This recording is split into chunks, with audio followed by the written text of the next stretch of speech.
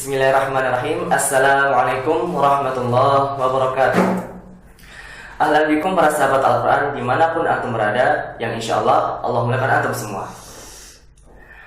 Kembali lagi bersama saya Naufal Thabitul Azmi dalam program Al-Mahil bil Quran edisi khusus Fasahat Lisan, Fasihnya Lisan dalam mengucapkan huruf Al-Quran. Alhamdulillah para pemirsa sahabat Al-Quran, setelah sebelumnya kita membahas bagaimana huruf dzal, insyaallah pada kesempatan kali ini kita akan membahas bagaimana huruf ro. Perlu kita ketahui bahwa huruf ro ini mungkin dalam bahasa kita, lisan kita tidak akan memperhatikan bagaimana pengucapan tebal tipisnya. Jadi mungkin bagi para sahabat Al-Quran, insyaallah akan diberi materi bagaimana pengucapan huruf ro sebenarnya dalam lisan Al-Quran. Langsung saja kepada beliau Syekh Hanafa, beliau pemegang sanad Al-Quran dengan qiraat Asyrah dan juga beliau pembina Indonesian Al-Quran Center. Kepada beliau kami persilahkan. Bismillahirrahmanirrahim. Assalamualaikum warahmatullahi wabarakatuh. Subhanaka la ilma lana illa ma 'allamtana innaka antal alimul hakim. Rabbi shrah li sadri wa yassir li amri wa hlul 'uqdatam min lisani yafqahu qawli.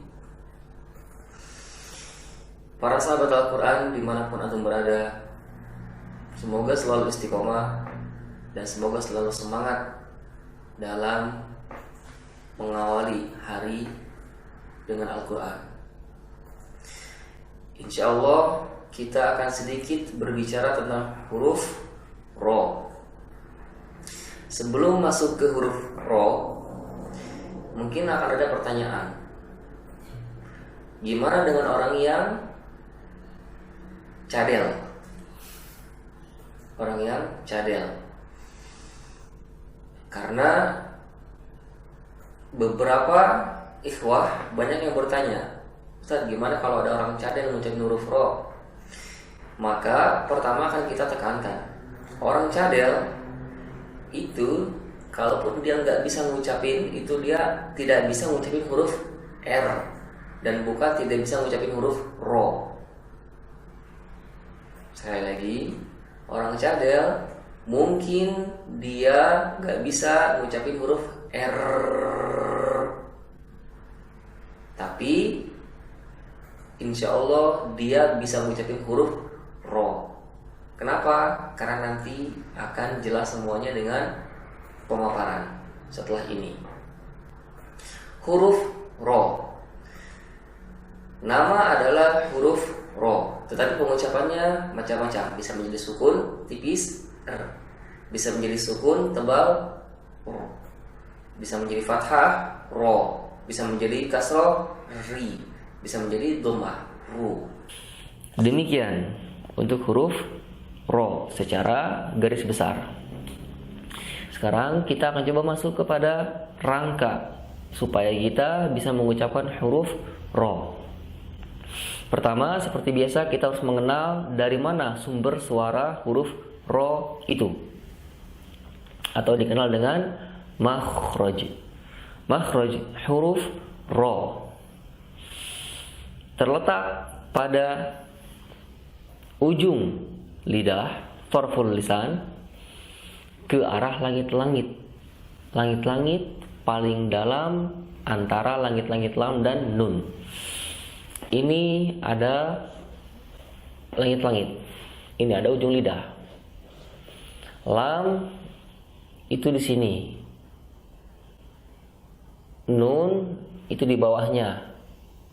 Lebih keluar maksudnya. Ro itu paling dalam.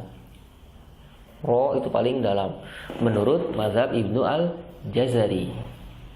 Tapi nanti dalam qaul lain, salah satunya itu adalah Kufrub Jurumi, beliau mengatakan lam, ro, nun itu dari satu makhraj yang sama, ujung lidah ke arah langit-langit. Imam Ibnu Al-Jazari beliau mengatakan warra yudanihi li dhahrin adkhalu.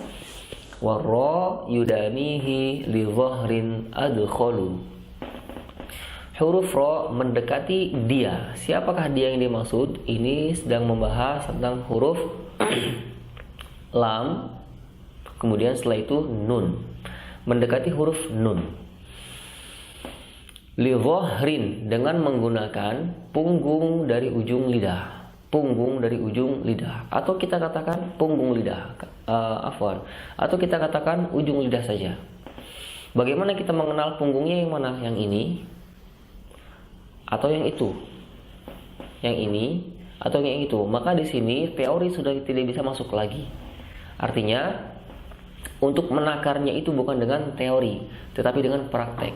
Kita ketika mengucapkan, contohnya misalkan roda dalam bahasa Indonesia ya, roda, ro ketika fathah pakai punggung dari ujung lidah. Yang mana itu? Ini atau itu? Antum semua bisa menjawab. Roda tanpa dibuat-buat. Begitu pula ketika sukun, ror, aur. Seperti biasa. Oke. Dan jangan diartikan, jangan dipatok bunyi itu harus sesuai dengan teori. Nanti dulu. Karena yang lebih duluan ada itu adalah bunyi. Baru setelah itu teori dibuat untuk membantu supaya kita bisa membunyikan dengan benar. Kita akan mengucapkan ro sukun, sebelumnya fathah, contoh au, posisi lidah ke atas. Punggung bagian yang mana itu sudah tidak, istilahnya sudah tidak bisa berdiri sendiri lagi. Dia menyesuaikan ketika kita mengucapkan ro, yang manakah bagian yang nempel ke langit-langit. Sip, itu dia punggung dari ujung lidah, dhahrin. Para sahabat Al-Quran yang dimuliakan Allah Subhanahu wa Ta'ala, kita akan lanjutkan. Adkhalu, li dhahrin adkhalu. Adkhalu di sini kalau dalam etimologi bahasa itu bisa berarti lebih dalam. Adkhalu lebih dalam atau paling dalam. Bisa berarti lebih dalam. Adkhal lebih dalam, atau bisa juga adkhal paling dalam. Paling dalam dari, karena ini sedang berbicara 3 serangkai huruf yang masuk ke langit-langit, yaitu lam, ro, dan nun. Ro itu dia bisa paling dalam, berarti kalau lam di sini, kalau nun di sana, kalau ro di sono. Bisa lebih dalam daripada nun. Kalau lam di sini, nun di sana, ro di sini. Namun apapun itu, pengucapan ro itu adalah au. Apakah paling dalam atau lebih dalam? Maka saya ini artian atau lebih condong kepada paling dalam, karena paling dalam itu pasti lebih dalam. Lebih dalam belum tentu paling dalam. Artinya dengan menggunakan arti adkhal di sini dengan arti paling dalam itu bisa mengcover kedua-dua dari makna adkhal itu sendiri. Makhraj sudah ketemu, yaitu dari ujung lidah ke langit-langit paling dalam antara lam, ro, dan nun. Berikutnya rangka yang kedua, kita harus mengenal juga sifatnya atau haknya. Apa yang menjadi hak daripada huruf ro? Sifat di sini maksudnya adalah sifat lazimah. Sifat lazimah, sifat yang pasti menyertai huruf tersebut. Nah, seperti biasa sebelum masuk ke sifat, kita akan coba lanjutkan pembahasan bab sifatul huruf yang kita cicil dari pertemuan-pertemuan sebelumnya. Terakhir kita membahas sifat lin atau inhiraf. Terakhir kita sudah membahas sifat inhiraf. Setelah inhiraf masuk ke sifat yang baru dari sifat yang 7 yang tidak memiliki lawan, sifat yang jomblo, tidak memiliki pasangan. Sifatul huruf ada 17. 10 sifat masing-masing berpasang-pasangan, 5. Hamas pasangannya jahar, syiddah pasangannya rokhawah. Di antara mereka berdua nanti punya anak atau tidak, atau di antara mereka berdua ada sifat antara, yaitu tawassut. Istifal pasangannya isti'la. Infitah pasangannya itbaq. Ismat pasangannya idlaq. 10 sudah tersebut dan sudah terbahas di episode-episode sebelumnya. Sisanya 7 lagi. Pertama ada sofir, sudah lewat. Qalqalah sudah lewat. Lin sudah lewat. Inhiraf sudah lewat. Sekarang takrir. Takrir masuk sifat yang ke-15, yaitu sifat takrir. Apa itu takrir? Takrir dalam kamus bahasa Arab berarti al-irti'az atau pengulangan. Terjadi pengulangan atau getaran. Kalau kita dipersimpel bahasanya adalah dengan getaran. Satu-satunya huruf yang terucap dengan getaran itu cuma ro. Di sini baru koma. Artinya belum berakhir di sana pembahasannya. Terus gimana? Terus gimana dengan orang yang cadel? Masuk yang tadi. Gimana orang yang cadel? Tenang. Untuk orang yang cadel atau untuk orang yang dalam kondisi tertentu dia tidak bisa mengucapkan insya Allah itu tidak akan menjadi masalah sedikit pun bagi dia untuk apakah dia bisa mengucapkan ro dengan sempurna atau tidak. Karena kembali lagi, walaisa bainahu wa baina tarkihi illa riyadhatu mri'in bifakkihi. Tidak ada pembeda antara orang yang mahir atau fasih dalam pengucapan Al-Quran dan orang yang tidak mahir atau tidak menggunakan atau tidak fasih Al-Quran. Itu hanya terjadi perbedaan pada kadar latihan dia terhadap rahangnya. Semakin dilatih, insya Allah semakin bisa. Karena huruf ini menggunakan rahang atau mulut dengan seluruh partikel yang ada di dalamnya, maka latihan di sini maksudnya adalah latihan mulut atau latihan rahang. Para sahabat Al-Quran yang dimuliakan Allah Subhanahu wa Ta'ala, dimanapun antum berada, sifat takrir bunyinya adalah tapi itu belum selesai. Nanti ada matan lain yang akan membungkus cara pengucapan ro ini, tidak lagi yaitu wa akhfi takriron. Wa akhfi takriron. Samarkanlah karakter takrir. Nah, bagaimana? Dan ternyata ro itu masuk ke huruf yang dia fleksibel, bisa tebal, bisa tipis. Dalam kondisi dia bisa tebal, dalam kondisi tertentu pun dia bisa tipis. Maka dengan demikian dalam kondisi di mana dia bisa tebal, maka itu memerlukan rahang tebal. Rahang solat, so. Ucapkan ro dari rahang tersebut, tebal. Dan juga rahang tipis, air, i, Ketika pengucapan ro tidak lagi tidak, tetapi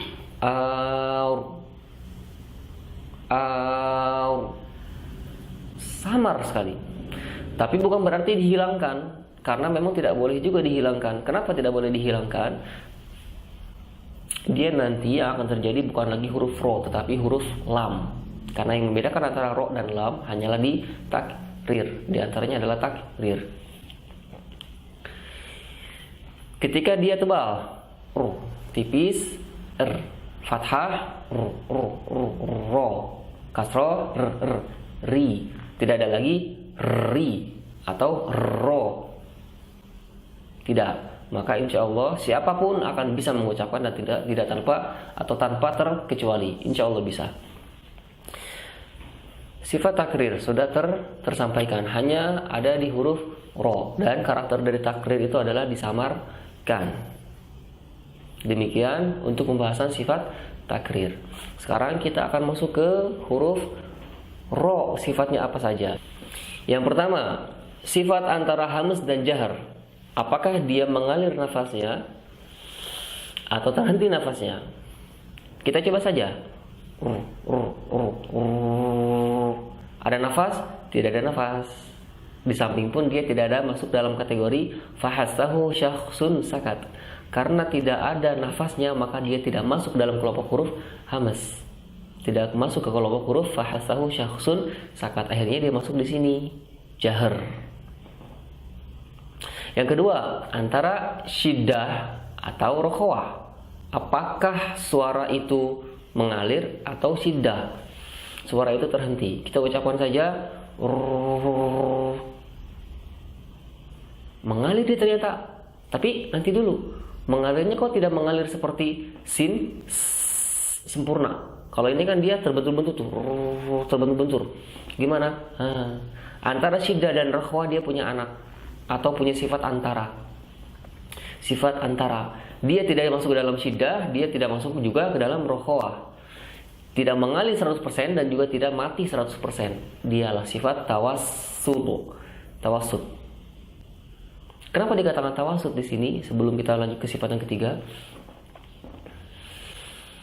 dia saat pengucapan bunyi mengalir. Tapi kita bisa merasakan sama-sama mengalirnya huruf ro beda seperti mengalirnya huruf ha, misalkan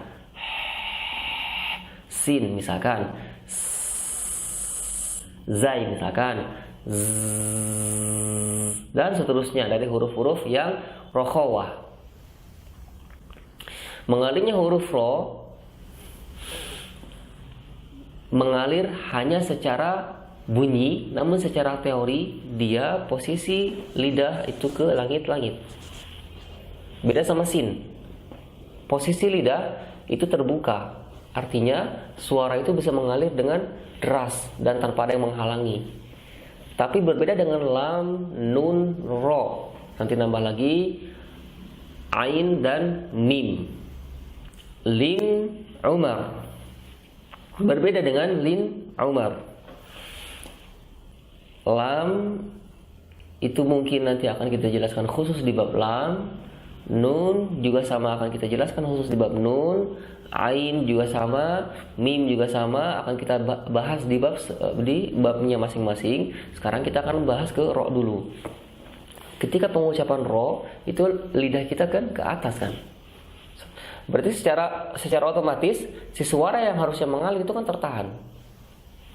Walaupun tidak mematikan suara tulen. Ya, karena itulah dia bukan syiddah dia. Tetapi dia juga tidak terbuka sehingga mengalirkan suara itu mengalir 100%. Nah, karena dia naik ke langit-langit, tertutup jalan keluar itu, tetapi suara pun masih bisa tetap keluar. Gimana? Itulah karena dia tidak mengalir 100% dan juga tidak mati 100%, diartikan dengan sifat tawassut antara syiddah dan rokhawah. Itu sifat kedua. Sifat ketiga, untuk istifal dan isti'la. Apakah lidahnya terangkat atau tidak? Maka ro ini lagi-lagi dia istimewa. Istimewanya adalah dia tidak masuk ke kategori huruf isti'la yang 7. Khusso, doh, tin, qiu. Tidak masuk ke 7 huruf yang ini.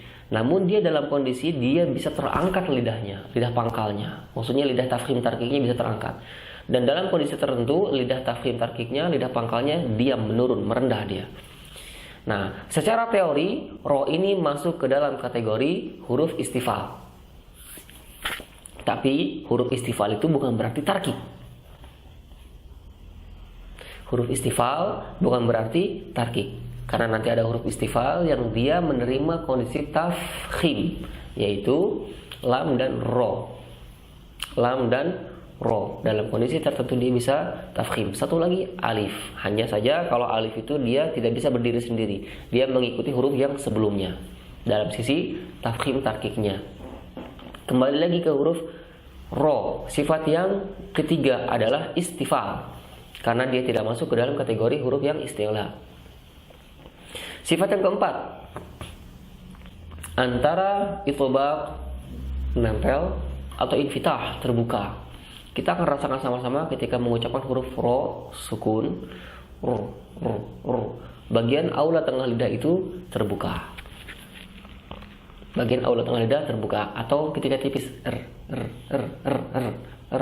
bagian aula tengah lidah terbuka.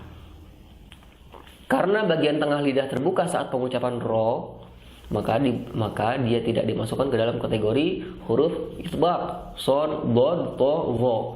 Maka lawan dari itbaq itu adalah infitah. Sifat berikutnya yang kelima, dia masuk ke dalam kelompok huruf farra min lubbi, al-huruful mutlaqah. Farra min lubbi itu adalah huruf-huruf dengan sifat izlaq. Apa itu izlaq? Kemarin mungkin sudah. Izlaq itu dinamakan izlaq karena letaknya dia di pergelinciran syafah atau ujung lidah. Jadi benar-benar tergelincir, jadi mudah untuk tergelincirnya. Atau bisa kita katakan karena dia terletak di penghujung lidah dan juga dia terletak di penghujung bibir. Nah, dalam hal ini Imam Ibnul Jazari belum menyimpan hanya 6 saja untuk huruf idlaq, salah satunya ro. Artinya ro itu terucap dengan mudah. Mudah di sini karena posisi dia yang dekat dengan tempat keluar. Para sahabat Al-Qur'an yang dimuliakan Allah Subhanahu wa taala. Demikian 5 sifat yang memiliki pasangan yang akan kita pilih salah satu dari pasangan tersebut. Sudah terungkap. Sisanya dari yang 7 akan kita pilih mana yang masuk ke atau yang menjadi sifat lazim, sifat yang harus menyertai huruf ro, yang pasti menyertai huruf ro kemanapun dia pergi. Di sana nanti ada inhiraf. Apa itu inhiraf? Menyimpang, dan kemarin sudah selesai pembahasannya.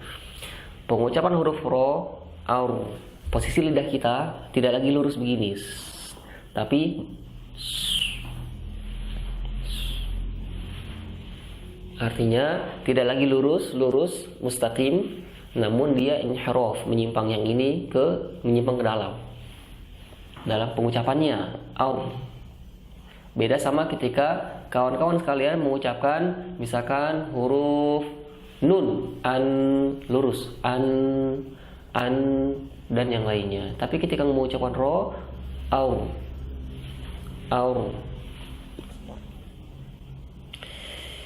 Sifat yang berikutnya adalah sifat takrir tentunya, atau getaran. Dan tadi sudah selesai pembahasannya.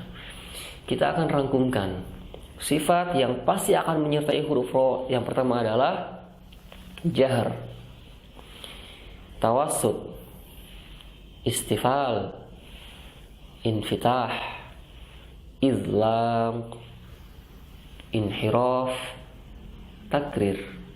7 sifat untuk huruf ro.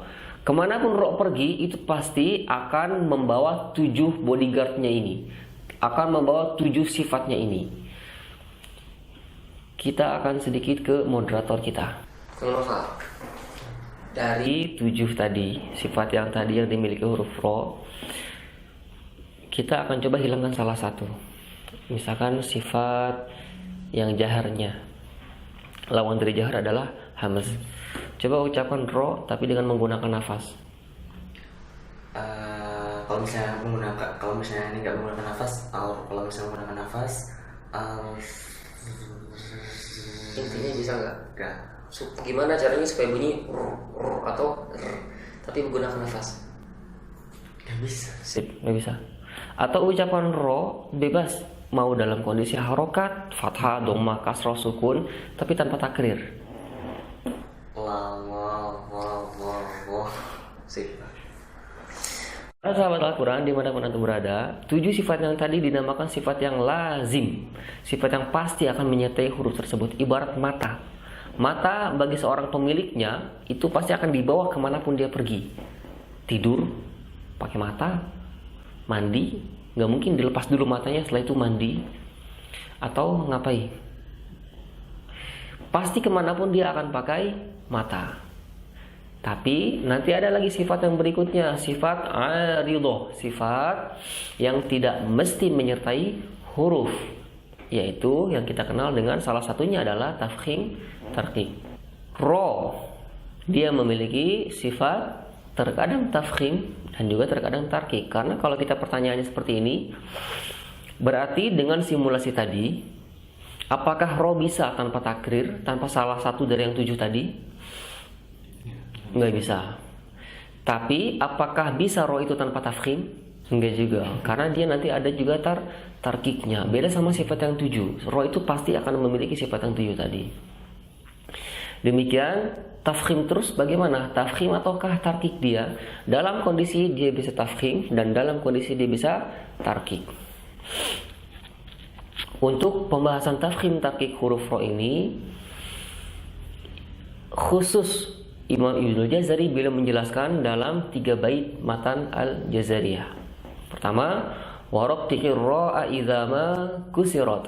Tarkikanlah ro manakala dia kasroh. Tarkikanlah ro manakala dia harokatnya kasroh. Ri. Mulainya pun dari rahang tipis. Ri. Lawannya berarti fathah dan dhamma itu tafkhim. Ru.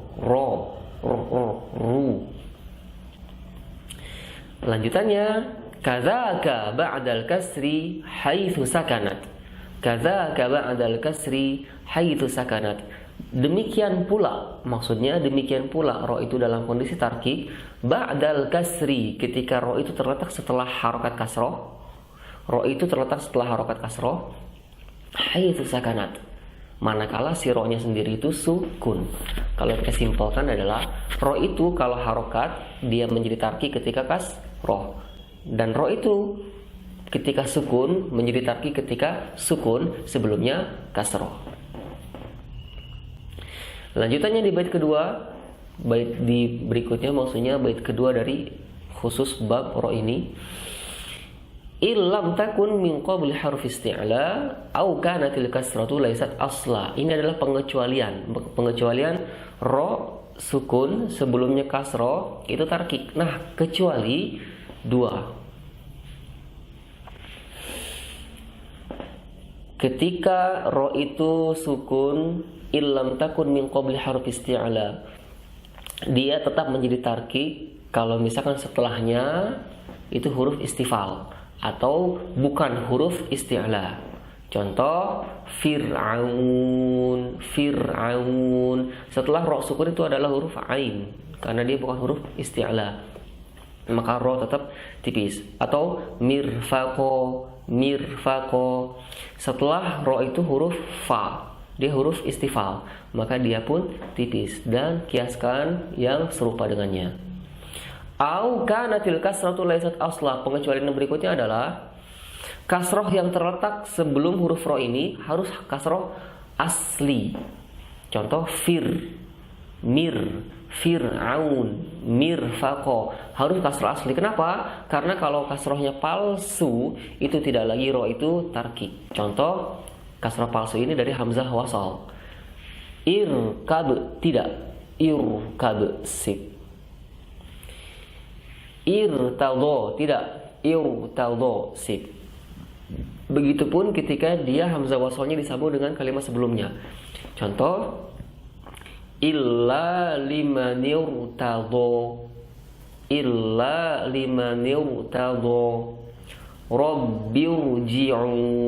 Rabbirji'un, dan tidak rabbirji'un. Rabbi irji'un kalau dipisahnya.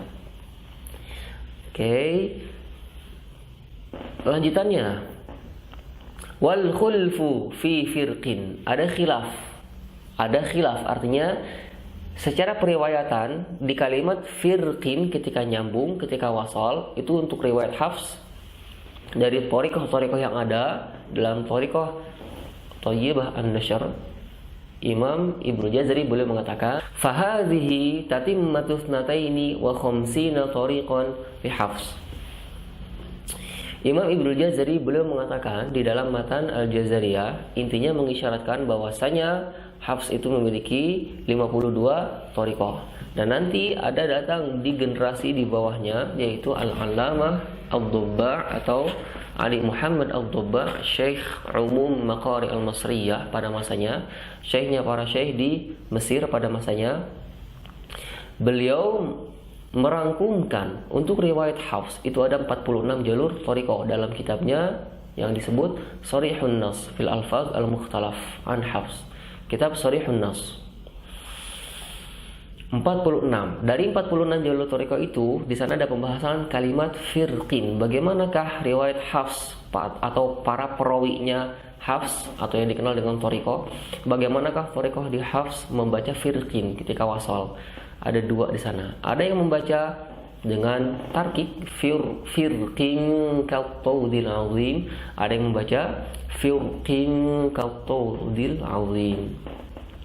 Fakana kullu firqin kattaudil azim. Bisa. Begitu pula fakana kullu firqin kattaudil azim. Pembahasan bisanya tafkhim dan tarkik pada kalimat firqin itu hanya ketika wasal. Kalau waqaf itu tidak ada pembahasan lain melainkan hanya satu saja, yaitu tafkhim. Fakana kullu firqu. Kenapa? Karena setelah ro itu huruf isti'la, dan kondisi isti'lanya itu sukun dalam kondisi yang kuat. Lantas kenapa bedanya dengan yang firqin? Di bait selanjutnya Imam Ibnul Jazari menjelaskan kenapa. Wal khulfu fi firqin, ada khilaf di kalimat firqin ketika wasal. Likasrin yujadu, karena kasroh yang terletak di sana. Artinya si ro itu terletak antara dua kasroh. Kasroh sebelumnya itu jelas membuat dia itu tipis. Berdasarkan teori yang pertama, warok kikir ro'a idama kusirot. Dan setelah itu ketemu huruf isti'la, dan huruf isti'lanya itu berada dalam kondisi yang kasroh juga. Yang mana kalau dalam tingkatan tafkhim, sebagaimana yang ditetapkan oleh Imam Ibnul Jazari dalam kitab At-Tamhidnya, yang pertama adalah tingkatan tafkhim itu adalah fathah alif. Yang kedua fathah saja. Yang pertama fathah dan alif. Contoh so, do, to, wo, ko, gho, kho. Hanya untuk huruf isti'la saja ya, karena tafkhim ini ya pastinya hanya di huruf tafkhim saja. Yang kedua fathah saja, sodako dan seterusnya, qatala. Yang ketiga dhammah, ruziku, afwan, qutilu. Yang keempat sukun, contohnya auslaha, afa. Dan yang kelima kasroh. Kasroh ini berada dalam kondisi yang paling lemah. Atas dasar itulah, pertama, si qafnya berada dalam kondisi yang sangat lemah, paling lemah sekali. Datang dalam kondisi yang paling lemah, yaitu kasroh. Yang kedua, qaf ini huruf isti'la, namun dia masih menerima karakter lemah. Berbeda dengan huruf isti'la yang itbaq, yang tidak menerima karakter lemah. Demikian untuk huruf ro di kalimat firqin. Tapi ketika waqaf, qafnya dalam kondisi yang kuat karena dia sukun.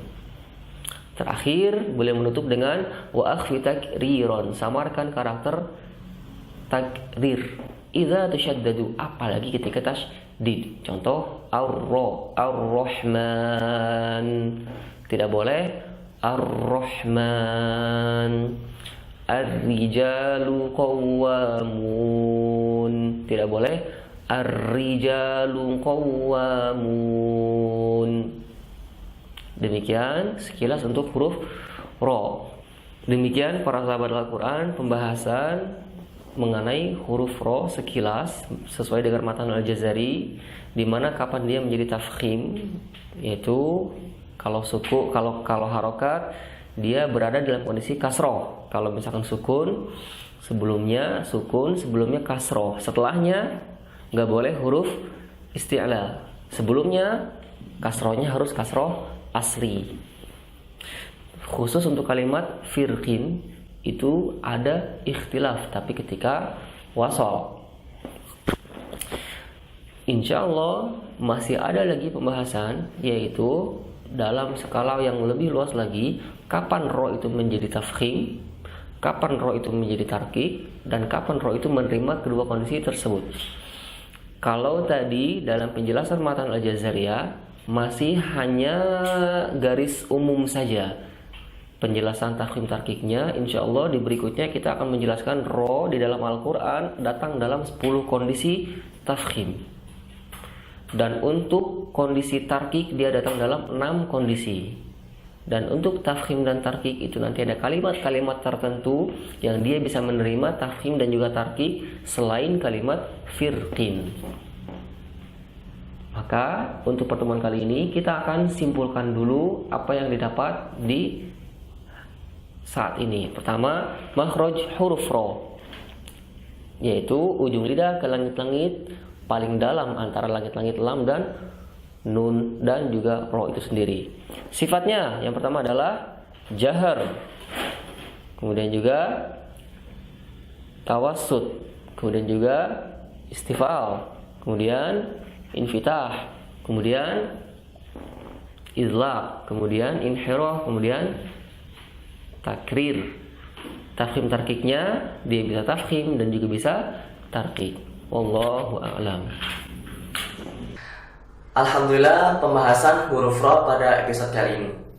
Masya Allah ya Syekh, pembahasan huruf ro ini memang khusus ya, terutama tebal dan tipisnya, begitu Syekh? Panjang memang, Masya Allah. Bagi para pemirsa sahabat Al-Quran, nantikan episode selanjutnya edisi khusus pembahasan tafkhim dan tarkiknya huruf ro. Sekian untuk pembahasan kali ini. Saya Naufal Thabitul Azmi mohon undur diri. Subhanakallahumma bihamdik asyhadu an la ilaha illa anta astaghfiruka wa atubu ilaik. Wassalamualaikum warahmatullahi wabarakatuh.